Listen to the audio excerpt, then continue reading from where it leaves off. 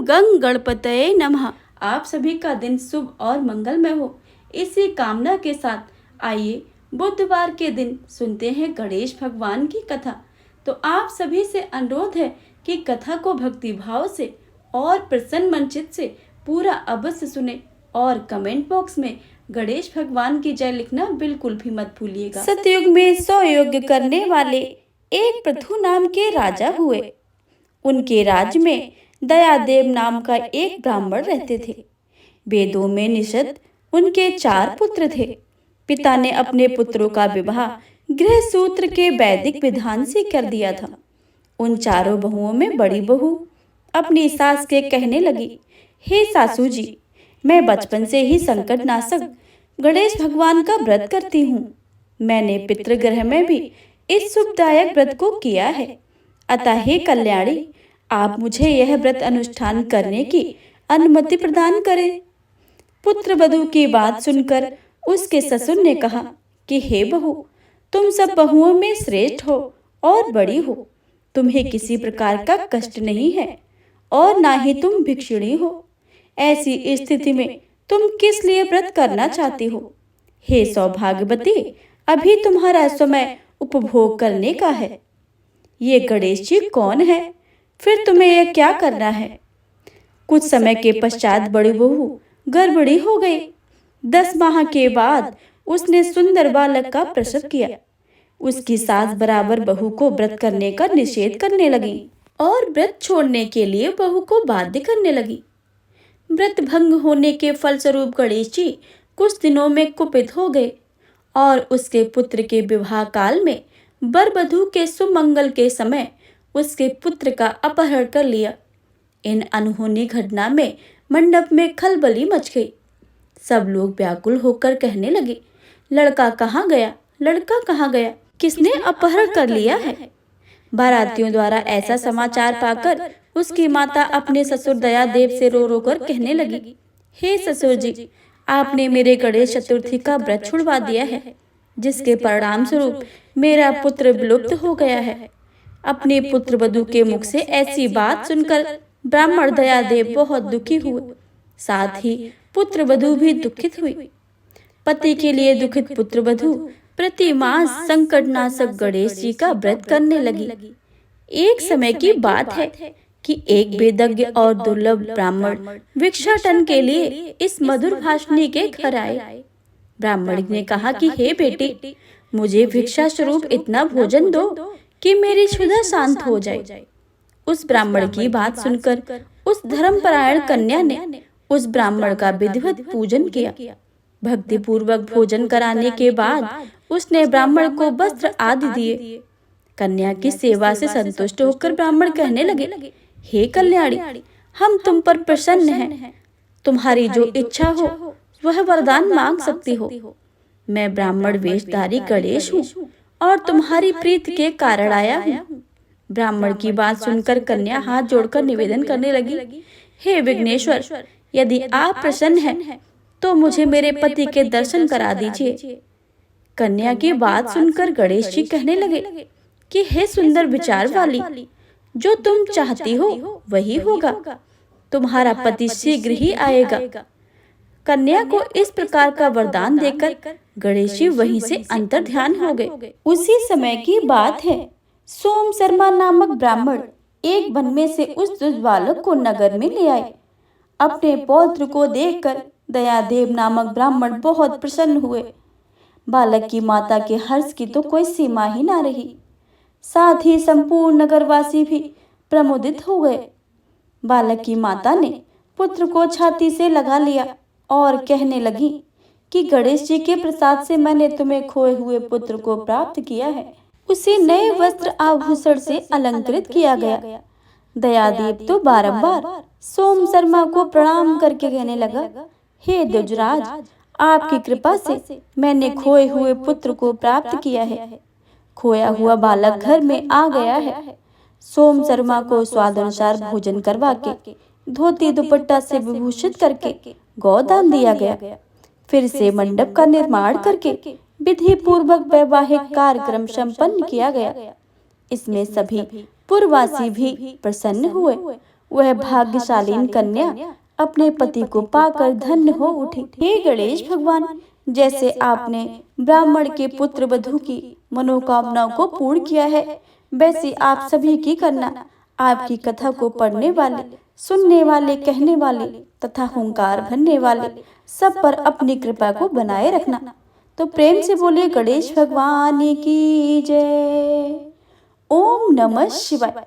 गणेश भगवान की दूसरी कथा के अनुसार एक समय की बात है कि विष्णु भगवान का विवाह लक्ष्मी जी के साथ निश्चित हो गया। विवाह की सारी तैयारी होने लगी। सभी देवताओं को निमंत्रण भेजे गए, परंतु गणेश जी को निमंत्रण नहीं दिया गया। कारण जो भी रहा हो, अब भगवान विष्णु की बारात जाने का समय आ गया। सभी देवता अपनी पत्नियों के साथ विवाह समारोह में आए। उन सब ने देखा कि गणेश जी कहीं दिखाई नहीं दे रहे हैं। तब वे आपस में चर्चा करने लगे कि क्या गणेश जी को न्योता नहीं भेजा है या स्वयं गणेश जी नहीं आए हैं। सभी को इस बात पर आश्चर्य होने लगा। तभी सबने विचार किया कि विष्णु भगवान से इसका कारण पूछा जाए। भगवान विष्णु से पूछने पर उन्होंने कहा कि हमने गणेश जी के पिता भोलेनाथ महादेव को न्योता भेजा था। यदि गणेश जी अपने पिता के साथ आना चाहते तो आ जाते। अलग से न्योता देने की कोई आवश्यकता भी नहीं थी। और दूसरी बात यह है कि उनके 1.25 मन मूंग, 1.25 मन चावल, 1.25 मन घी और 1.25 मन लड्डू भोजन दिन भर में चाहिए। यदि गणेश जी नहीं आएंगे तो कोई बात नहीं है, दूसरे के घर जाकर इतना सारा खाना पीना अच्छा भी नहीं लगता है। इतनी वार्ता कर ही रहे थे कि किसी ने सुझाव दिया कि गणेश जी भी आ जाएं तो उनको द्वारपाल बनाकर बैठा देंगे कि आप घर की याद रखना। आप तो चूहे पर बैठकर धीरे धीरे चलोगे तो बारात में बहुत पीछे ही रह जाओगे। यह सुझाव भी सबको पसंद आ गया। तो विष्णु भगवान ने भी अपनी सहमति दे दी। होना क्या था कि इतने में गणेश जी वहां पहुंच गए और उन्हें समझा बुझाकर घर की रखवाली करने बैठा दिया। बारात चल दी। तब नारद जी ने देखा कि गणेश जी तो दरवाजे पर ही बैठे हुए हैं।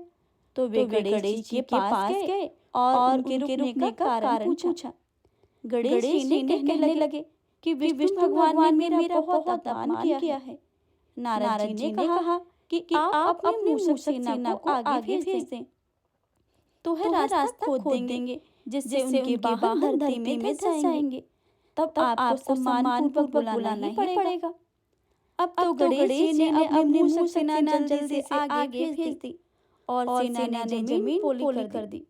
जब बारात वहां से निकली तो रथों के पहिए धरती में ही धंस गए। लाख कोशिश करें परंतु पहिए नहीं निकल रहे थे। सभी ने अपने उपाय किए परंतु पहिए तो निकले ही नहीं, बल्कि जगह से टूट ही गए। किसी की समझ में भी नहीं आ रहा था कि अब क्या किया जाए। तब तो नारद जी ने कहा आप लोगों ने गणेश जी का अपमान करके अच्छा नहीं किया है।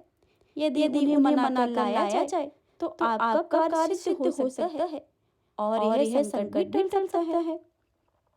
भगवान शंकर ने अपने दूत नंदी को भेजा और वे गणेश जी को लेकर आए। गणेश जी का आदर सम्मान के साथ पूजन किया। तब कहीं रथ के पहिए निकले।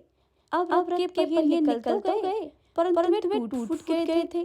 तो उन्हें सुधारे कौन? पास के खेत में खाती कर रहा था, उसे बुलाया गया। खाती अपना कार्य करने से पहले श्री गणेशाय नमः कहकर गणेश जी की वंदना मन करने लगा। देखते ही खाती ने सभी पहियों को ठीक कर दिया। तब खाती कहने लगा कि हे देवताओं, आपने सर्वप्रथम गणेश जी को नहीं मनाया होगा और न ही उनका पूजन किया होगा, इसलिए तो आपके साथ यह संकट आया है। हम तो मूर्ख अज्ञानी हैं, फिर भी पहले गणेश जी की पूजा करते हैं, उनका ध्यान करते हैं। आप लोग तो देवतागण हैं, फिर भी आप गणेश जी को कैसे भूल गए? आप लोग भगवान श्री गणेश की जय जयकार बोल जाएं तो आपके सभी काम बन जाएंगे और कोई भी संकट नहीं आएगा। ऐसा कहते हुए बारात वहां से चल दी और भगवान विष्णु लक्ष्मी माता का साथ विवाह करके संपन्न करके सभी कुशल पूर्वक लौट आए। हे गणेश जी महाराज, आपने विष्णु को जैसे कारस हरियो, ऐसे कारस सबके सिद्ध कर जो। बोलिए गजानन भगवान की जय। प्रेम से बोलिए गौरी पुत्र गणेश भगवान की जय। बुधवार व्रत कथा। कथा के अनुसार एक समय की बात है, एक व्यक्ति का विवाह हुए कई वर्ष बीत गए थे। विवाह के बाद उसकी पत्नी एक बार अपने मायके गई हुई थी। पत्नी के मायके में रहने के कई दिनों के बाद उसके पति पत्नी को विदा करवाने के लिए ससुराल पहुंचा। ससुराल में कुछ दिन तक रहने के बाद जब वह पत्नी को मायके से विदा करने की बात अपने सास ससुर से कही, बुधवार का दिन होने के कारण उसके सास ससुर ने कहा कि इस दिन बेटी ससुराल नहीं जा सकती है, इस कारण विदाई नहीं हो सकती है। लेकिन वह व्यक्ति ना माना ही नहीं और अपनी पत्नी को मायके से विदा कराकर अपने घर की तरफ चल दिया। रास्ते में जाते वक्त पत्नी को बहुत तेज से प्यास लगी। तब पति पानी की तलाश में इधर उधर भटकने लगा। काफी देर के बाद जब वह पानी लेकर वापस लौटा तो उसने देखा कि पत्नी के पास उसी की वेशभूषा में कोई अन्य व्यक्ति पत्नी के संग बैठकर बातें करता हुआ दिखाई दिया। दोनों व्यक्ति आपस में लड़ने लगे। पहले व्यक्ति ने गुस्से में दूसरे व्यक्ति से पूछने लगा कि वह कौन है और क्यों मेरी पत्नी के साथ बैठकर बातें कर रहा है। फिर आपस में लड़ने लगे। दूसरे व्यक्ति ने कहा कि यह तो मेरी पत्नी है। दोनों के बीच में भयानक लड़ाई होने लगी। तब वहां पर कुछ सिपाहियां आ गए और स्त्री से उसके असली पति के बारे में पूछने लगे। दोनों व्यक्ति को देखकर स्त्री हैरान हो गई कि वह कौन मेरा पति है। वह दुविधा में पड़ गई क्योंकि दोनों एक जैसे ही लग रहे थे। तब पहला व्यक्ति परेशान होकर मन में कहा कि हे भगवान, आपकी कैसी लीला है। तभी आकाशवाणी हुई कि बुधवार के दिन पत्नी को विदा करवा कर नहीं लाना चाहिए। यह सुनकर पहला व्यक्ति समझ गया कि वह भगवान बुद्ध की लीला है और वह व्यक्ति बुद्ध देव से प्रार्थना करने लगा और क्षमा मांगने लगा कि फौरन ही बुद्ध देव अंतर ध्यान हो गए और उस व्यक्ति को अपने पत्नी मिल गई। तभी से हर दिन बुधवार के दिन भगवान गणेश जी की पूजा होने लगी है। प्रेम से बोलिए भगवान गणेश की जय। गणेश भगवान की अगली कथा के अनुसार किसी गांव में एक भाई बहन अपनी पत्नी के साथ रहता था। दोनों भाई बहन में बहुत प्रेम था। बहन का नियम था कि वह अपने भाई का मुंह देखकर ही भोजन करती थी। कुछ दिनों के बाद बहन की शादी पास वाले गांव में हो गई। लेकिन बहन ने अपना नियम नहीं तोड़ा। प्रतिदिन अपने भाई का मुंह देखने आती। रोज सवेरे उठती, घर का काम करती, उसके बाद भाई का मुंह देखने और अपने पीहर को जाती। रास्ते में खेजड़ी का पेड़ था। उस पेड़ के नीचे विनायक जी की मूर्ति थी। पास में ही तुलसी माता का हरा भरा पेड़ था।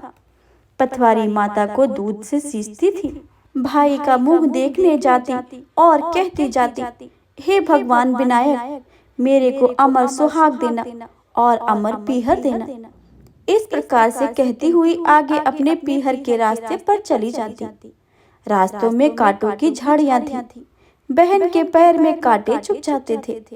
पीहर पहुंची, अपने भाई का मुंह देखा और पास में बैठ गई। भाई ने बहन के पैरों से खून निकलते देखा तो पूछा, भाई साहब, आपके पैर में तो जख्म कैसे लगा है, क्या हुआ है? तब बहन बोली, रास्ते में झाड़ियां थी, उसी के कांटे चुभ गए हैं। कुछ देर के बाद बहन अपने घर वापस चली गई। बहन के जाने के बाद नान भाई ने सोचा कि बहन मुझसे मिलने जाती है, रास्ते में झाड़ियां हैं, उसमें कांटे हैं और मेरी बहन के पैर में चुभ जाते हैं। अपनी बहन के घर से और अपने घर तक का रास्ता साफ कर दिया। रास्ते में से विनायक भगवान, तुलसी माता सभी को साफ करके किनारे कर दिया। इससे भगवान क्रोधित हो गए और भाई को हमेशा के लिए सोता छोड़ दिया। प्रातःकाल उठने पर पत्नी पति की अवस्था को देखकर रोने लगी। सभी गांववासी एकत्रित हो गए, लोकाचार करने के लिए ले जाने लगे। तो पत्नी ने कहा कि आप लोग कुछ देर रुक जाइए, मेरी वायसा का प्रतिदिन का नियम है, अपने भाई का मुंह देखने का, वह आती ही होगी। तब गांव वाले कहने लगे, आज तो मुंह देख लेगी, लेकिन कल से क्या करेगी। तब एक वृद्ध ने कहा कि ठीक है, थोड़ी देर देख लेते हैं। उधर बहन हर दिन की तरह सवेरे उठी, घर का काम किया, उसके बाद अपने भाई से मिलने को चल पड़ी। रास्ते में आई तो देखा कि पूरा रास्ता साफ किया है। पेड़ के पास खेजड़ी का डाल दोबारा लगाया, सात पत्थर लगाकर पथवारी माता बिठाई, विनायक जी की मूर्ति खोजकर दोबारा स्थापित किया, तुलसी जी का पेड़ लगाया। भगवान सूर्यदेव को साक्षी मानकर सबके पांव पकड़कर बोली, हे भगवान, अमर सुहाग देना, अमर पीहर का वास देना। इतना कहकर अपने पीहर की ओर चल दी। उसके जाने के बाद विनायक जी भगवान, खेजड़ी और माता तुलसी पथवारी माता, सूर्य भगवान ने सोचा, यदि इसके नहीं सुनी तो हमें कौन मानेगा। यह सोचकर भगवान ने बहन को आवाज लगाई, बेटी इधर आ। खेजड़ी के 7 पत्तियां तोड़ ली और इसे कच्चे दूध में घोलकर अपने भाई को इसके छींटे देना, वो सही सलामत उठकर बैठ जाएगा। बहन ने मुड़कर देखा, उसे कोई भी दिखाई नहीं दिया, पर उसने मन ही मन सोचा, जैसा सुना है वैसा कर लेती हूँ। खेजड़ी की 7 पत्तियां तोड़कर उसने अपने पल्लू में बांध ली और चल पड़ी। अपने भाई के घर पहुंची तो देखा भाभी रो रही थी। गांव वाले बैठे थे, भाई की लाश रखी थी। वो अपने घर के अंदर गई, कच्चे दूध में खेजड़ी की पत्तियों को घोलकर लेकर आई और उसके छींटे भाई के मुख पर दिए। छींटे लगते ही भाई उठकर बैठ गया, जैसे गहरी नींद से जागा हो।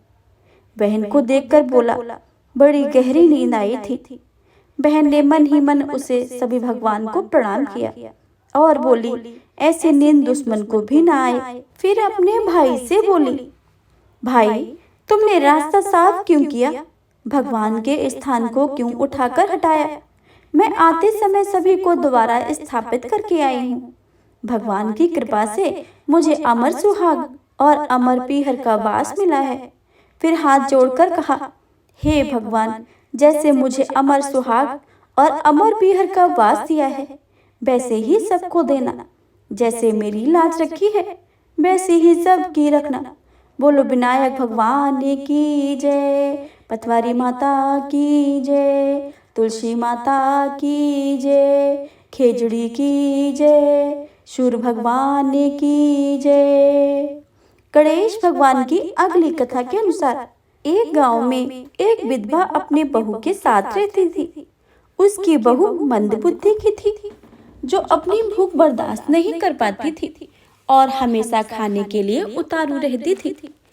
वह सबसे पहले उठकर खाना खाती थी, फिर घर के बाकी काम किया करती थी। एक दिन विधवा ने अपने घर में पूजा करवाने को सोचा, लेकिन वह थोड़ी परेशान थी, क्योंकि उसकी बहू अगली सुबह उठते ही खाना खाने को दौड़ेगी और पूजा के लिए बनाए पकवान को झूठा कर देगी। अपनी बहू को पूजा के लिए बनाए पकवान से दूर रखने के लिए विधवा ने एक तरीका निकाला। पूजा वाली सुबह उसने एक मटका लिया और उसके नीचे एक छेद कर दिया और अपनी बहू से बोली कि आज पूजा है, इसलिए खाना खाने से पहले पानी भर कर ले आओ। बहू भी बहुत चालाक थी। उसने देख लिया था कि विधवा ने मटके के नीचे छेद कर दिया है, इसलिए अपने साड़ी में आटा बांधकर पनघट पर चली गई और उसने आटा निकाला और कुएं के पानी की मदद से बाटियां बनाने लगी। कुएं के पास ही एक शमशान घाट था, जहां चिता जलाई जा रही थी। बहू ने उसकी आंच से अपनी बाटियां सेक ली। उसकी बाटियां सूखी थी तो वह पास में एक गणेश जी का मंदिर में चली गई, जहां गणेश जी को अब किसी ने चोला चढ़ाया हुआ था। उसने देखा कि गणेश जी की तोंद में पे घी लगा हुआ है। उसने उस घी को अपनी बाटी पर लगा लिया और उसका भोग गणेश जी को लगाकर वह बाटी खा ली और घर वापस चली आई। बहू की इस हरकत पर गणेश जी बहुत गुस्सा हुए और उन्होंने गुस्से में अपनी नाक पर उंगली चढ़ा ली। जब गांव वालों ने देखा कि गणेश जी ने अपनी नाक के ऊपर उंगली चढ़ा ली है, तो उन्हें मनाने के लिए बहुत ही जद्दोजहद किया गया, लेकिन गणेश जी ने अपनी उंगली वापस नहीं उतारी। जब यह बात राजा को पता चली, तो राजा ने बड़े बड़े पंडितों को और ज्योतिषियों को बुलवाया और हवन करवाया, लेकिन गणेश जी फिर भी नहीं माने। सब बहुत चिंतित थे। राजा ने पूरे गांव में ऐलान करवा दिया कि जो भी इंसान गणेश जी की नाक पर उंगली हटाने में सफल होगा, उसे इनाम के तौर पर 5 गांव दिए जाएंगे। गांव के सभी लोगों ने गणेश जी को मनाने में लग गए, लेकिन गणेश जी माने ही नहीं और अपनी उंगली चढ़ाए ही रखे। अंत में विधवा की बहू बोली कि अगर आप सब आज्ञा दें तो वह गणेश जी की उंगली हटा सकती है।